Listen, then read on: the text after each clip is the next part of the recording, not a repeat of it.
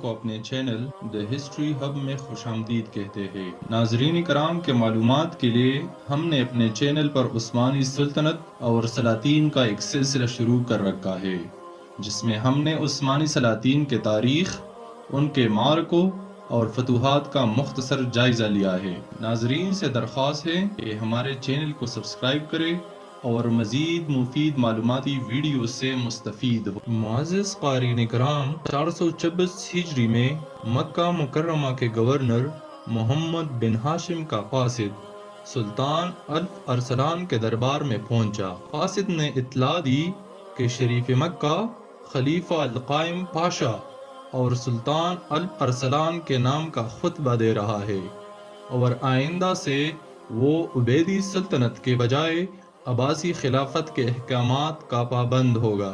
سلطان نے شریف مکہ کے قاصد کی بڑی عزت افزائی کی، 30,000 دینار گورنر مکہ کی خدمت میں ارسال کیے اور کہلا بھیجا کہ اگر گورنر مدینہ ایسا کرے گا تو اس کی خدمت میں 20,000 دینار پیش کیے جائیں گے۔ الف ارسلان کے ان فتوحات نے رومی شہنشاہ ڈومناس ڈیویجس کو آتش زیپار کر دیا۔ الف ارسلان کی ان فتوحات نے رومی شہنشاہ ڈومناس ڈیویجس کو آتش زیر پا کر دیا اور اس نے پختہ ارادہ کر لیا کہ وہ ہر قیمت پر اپنی شہنشاہیت کا دفاع کرے گا۔ اس مقصد کی خاطر اس نے اپنی پوری فوج سلجوقیوں کے خلاف جنگ میں جھونک دی۔ رومی اور سلجوقی فوجوں میں کئی خونریز معرکے ہوئے۔ ملازکرد کا معرکہ ان میں سب سے زیادہ اہم ہے، جو 463 ہجری بمطابق اگست 1070 کو برپا ہوا۔ ابن کثیر لکھتے ہیں، اور اس معرکے میں روم کا بادشاہ ڈومناس پہاڑ کی مانند لشکروں کو لے کر روانہ ہوا۔ ان لشکروں میں روم، روس، برطانیہ اور کئی دوسرے ملکوں کے سپاہی شریک تھے۔ ڈومناس کی جنگی تیاریاں بھی خوب تھی۔ اس لشکر میں 35 بطریق بھی شریک تھے اور ہر بطریق کے ساتھ 2 لاکھ گھڑ سوار تھے۔ 35,000 فرنگی اور 15,000 دوسرے جنگجو اس کے علاوہ تھے جو قسطنطینیہ سے تعلق رکھتے تھے۔ اس کے علاوہ 1 لاکھ نقاب جو نقب لگانے والے ہوتے ہیں، 1 لاکھ کھدائی کرنے والے، 400 بیل گاڑیوں پر جن پر فوجوں کی وردیاں، اسلحہ، گھوڑوں کی زینیں، منجنیقیں، قلعہ شکن آلات لگے ہوئے تھے۔ ان منجنیقوں میں ایک منجنیق ایسی بھی تھی جس کو 1,200 آدمی چلاتے تھے۔ ڈومناس یہ سب لاؤ لشکر لے کر اسلام اور اہل اسلام کو مٹانے کا مقصد لے کر آگے بڑھا تھا۔ ڈومناس یہ سب لاؤ لشکر لے کر اسلام اور اہل اسلام کو مٹانے کا مقصد لے کر آگے بڑھ رہا تھا۔ اس کو اپنی طاقت پر اتنا گھمنڈ تھا کہ فتح سے پہلے ہی اسلامی علاقے اس نے اپنے بطریقوں کو جاگیر میں دینے کا اعلان کر دیا، حتیٰ کہ بغداد بھی ایک بطریق کے نام کر دیا۔ ان کا پروگرام یہ تھا کہ جب عراق اور خراسان کے علاقے فتح ہو جائیں گے تو وہ یکبارگی حملہ کر کے شام کے علاقے مسلمانوں سے واپس لے لیں گے، اور وہ یہ سوچ رہے تھے اور تقدیر ہنس رہی تھی اور کہہ رہی تھی، لَعَمْرُكَ إِنَّهُمْ لَفِي سَكْرَتِهِمْ يَعْمَهُونَ۔ سلطان الارسلان اور رومی فوجوں کا آمنا سامنا الزہوہ کے مقام پر بدھ کے روز ہوا۔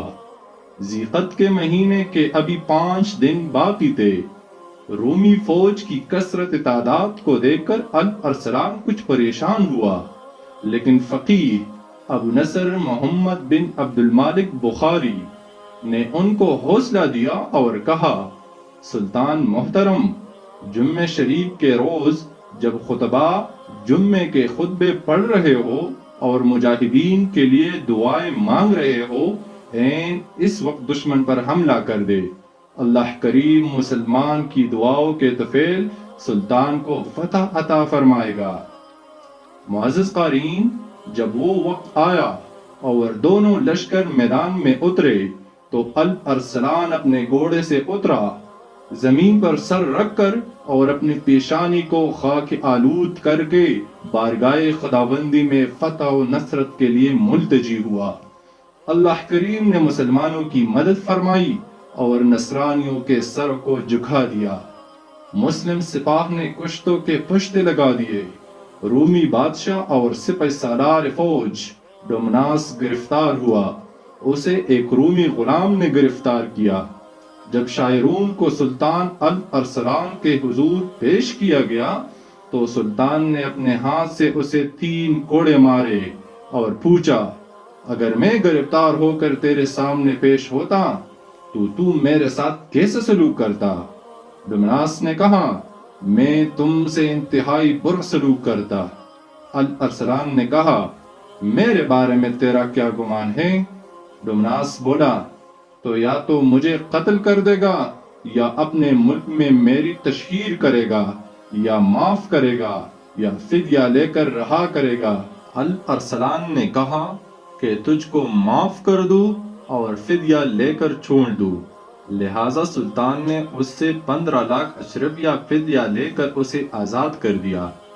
جب ڈومناس روانہ ہونے لگا تو سلطان نے اسے پینے کے لیے مشروب دیا۔ وہ سلطان کے اس نیک سلوک سے بہت متاثر ہوا، زمین بوس ہوا، تعظیم بجا لایا۔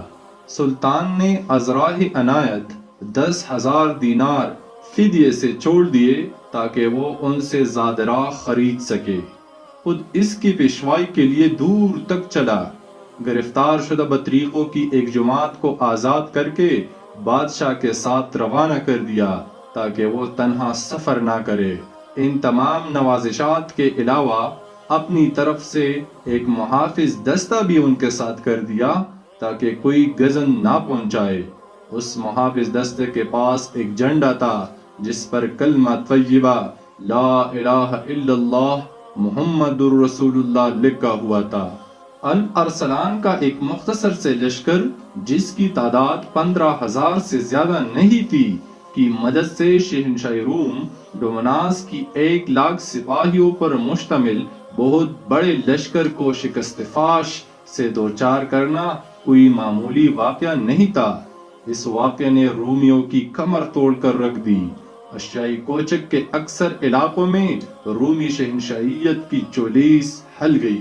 یہی وہ علاقے تھے جو رومی شہنشاہیت کے ستون اور بنیادی خیال کیے جاتے تھے۔ سلجوقیوں کے اس شاندار فتح نے بیزنطینی حکومت کو ان علاقوں میں بالتدریج کمزور کرنا شروع کیا، حتیٰ کہ ایک وقت وہ بھی آیا کہ اس قدیم ترین سلطنت کا عثمانیوں کے ہاتھوں خاتمہ ہو گیا۔